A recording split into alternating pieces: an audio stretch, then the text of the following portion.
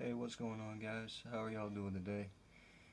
Back here again with another reaction video, and this one is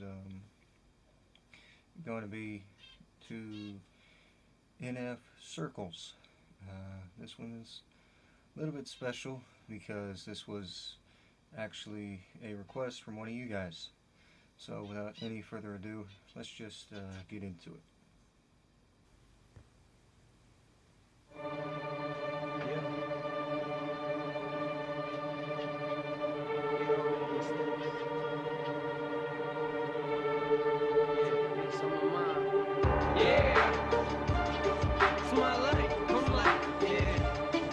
Forgive me. Yeah, come on, yeah, for the way I'm living. I'm a sinner, man. All of us out, yeah, Lord, forgive me. For the way I'm living, yeah, Lord, forgive me. I know I made a lot of mistakes. When the look on my face, you can tell I'm ready to break, ready to snap. Lost, where am I at? I keep looking for light, but why am I in the black? It's invisible. I've been mixing and twisting the principles. There I go, talking about my life, I was miserable. It's pitiful. I live in this prison, I'm pitiful, trying to minister when I'm the one that needs to be ministered to. Lord, forgive me, I don't know why I do this. I betray you, stab you in the back like Judas. Like Peter, I deny you like I don't know. Tears running down my face as the rooster crow.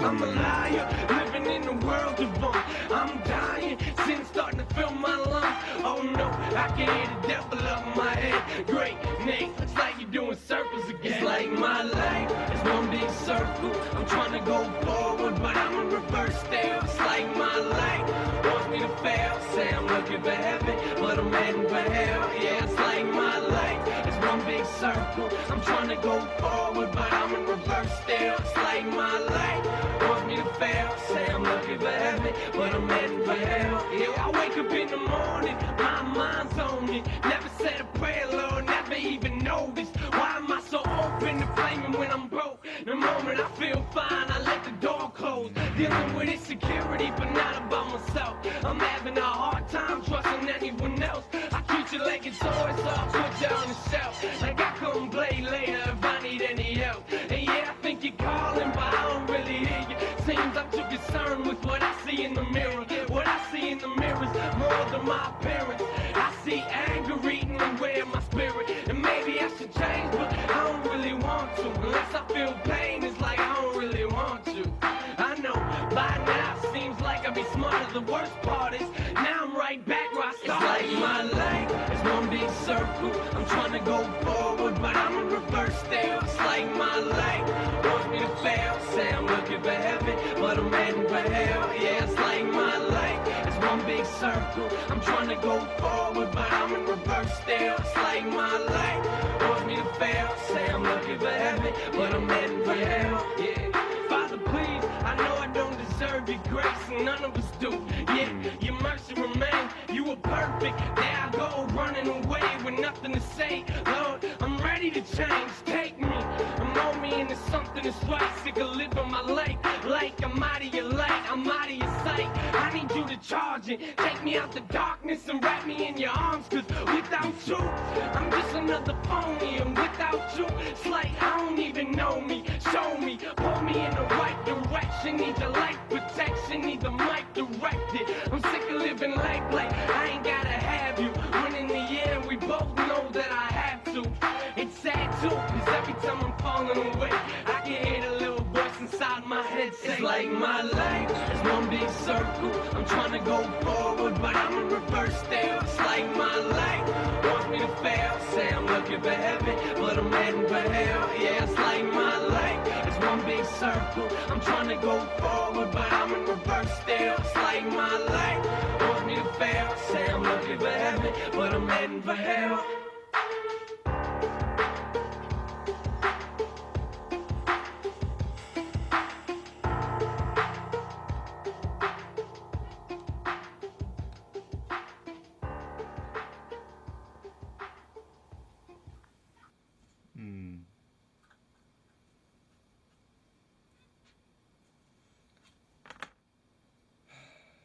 Man. First off, person who requested that, thank you.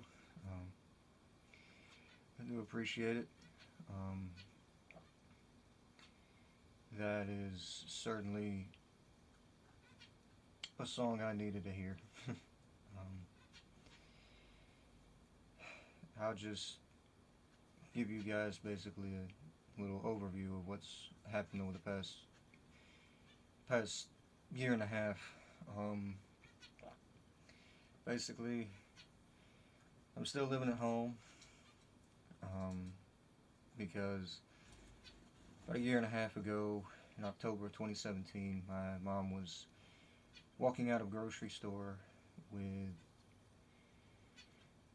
with a shopping cart full of groceries, and an older gentleman pulled up in his car and seen her and meant to hit the brake, and instead he hit the gas pedal and ran her over. She spent 4.5 months in a coma, woke up, and spent the rest of the time recovering, and is still recovering, of course. We went to a couple different nursing homes, about 5 different hospitals, bounced all over the place.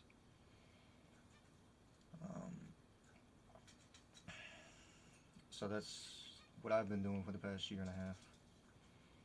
And in October was the accident, and that December I graduated from UGA with a bachelor's degree. My mom wasn't able to see it. My sister graduated high school the next spring. My mom wasn't able to see it. My sister went to her senior prom. My mom wasn't able to see it.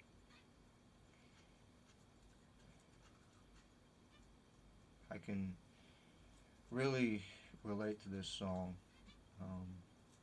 and I'm sure a lot of us truly can relate to this song.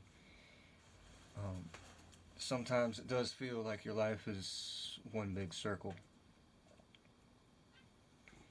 but it's not all doom and gloom, you know. Like the song also says that we all need God to help us out, and right now is one of those times, for sure, in my family anyway, that we need some guidance, we need something. We need to know what to do, because my mom's getting a little bit of therapy, and we're trying to get some more therapy, but it's just, it feels like it's kind of stagnant, and everybody just kind of at each other's throats. But I didn't want to make this reaction video into a doom and gloom kind of thing, but and it's not all doom and gloom, you know, because God is there, and throughout this whole experience that I've had, he showed he's there. While we were, just to give you one example, while we were at the hospital, a preacher from the church we attend, he came up to see us, and he got in the elevator. He was going up to another floor. He was going to see a few different people from the church that was actually in the hospital at the time. And he stepped on the elevator next to this gentleman, and you couldn't tell he was a preacher. He had the shirt on for the church, but it was a very small, a bit smaller than this G, so you couldn't really tell unless you looked hard and read it. But anyway, he got on this elevator, and he was looking at this guy, and he talked to him. He goes, "Hey, you okay?" And the guy goes, "You know, if I'm being honest, I'm not, because my child is here. They're sick. Doctors say there's a operation to do, but there's a high likelihood that the kid won't make it home. And there's a high likelihood that that kid wouldn't survive the operation either. And instead of like some people would be and be like, oh, I'll pray for you. Instead of doing that, the pastor looked at him and goes, I'm sorry to hear that. And he said, can I ask you something? The guy goes, yeah. And he said, do you believe in God? And the guy goes, no. And with this situation, it's really hard for me to do that. And instead of pushing it down his throat about God, the pastor goes, I understand that,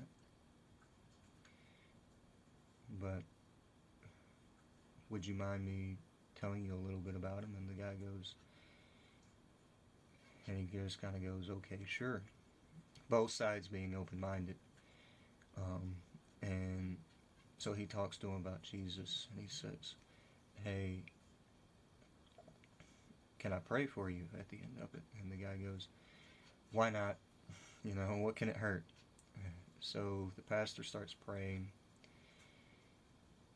and at the end of the prayer, they go their separate ways. The pastor goes on down, but before he leaves, he gives the guy his cell phone number. And he says, hey, if anything comes up, if you just need to talk to somebody, if you just need somebody to listen to you, give me a call, text me, whatever. The guy goes, all right. So the pastor goes throughout the hospital, sees a couple different people, and then he gets a phone call before he's coming up to see, before he leaves the hospital. And it was the guy.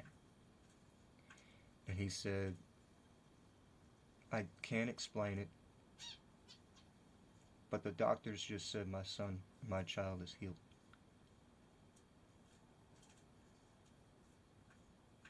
There's no illness in them. They don't have to do the surgery. And we're looking at going home today, at the end of the day. Now I can't tell you that God's just waiting for that kind of thing to happen. Every single time that happens, somebody gets healed, because it's not that way. But I can tell you this, from what I've seen, from hearing the doctor tell me, my dad, my sister, that there's not much else to do, and for for the doctor to look at us and say, this is all we can do, and if she wakes up from the coma, it's not us doing it. God is real. My mom is at home, by the way. She came home actually back in October of this past year. On October 1st, we brought her home. So we're taking her to therapy twice a week, looking at trying to get her some more therapy. Right now it's just physical therapy. We did the whole home healthcare thing. We did that for a little bit. But through all this, I could tell you multiple stories of things I've heard, things I've seen. And you can call me crazy for believing that God is real and God exists and all that. But all I know is I don't have enough faith after all this to not believe that He's real. And if you have that kind of faith, then you can believe we're just here by happenstance, and more power to you, you know. But for me, I believe in Him. So, if you made it this far in the video, I really appreciate it. Thank you. Feel free to hit that like button if you liked it. Leave a comment if you want to. Tell me something else to react to next in the comment section as well. But thank you guys again, and I'll see everybody in the next one. Bye.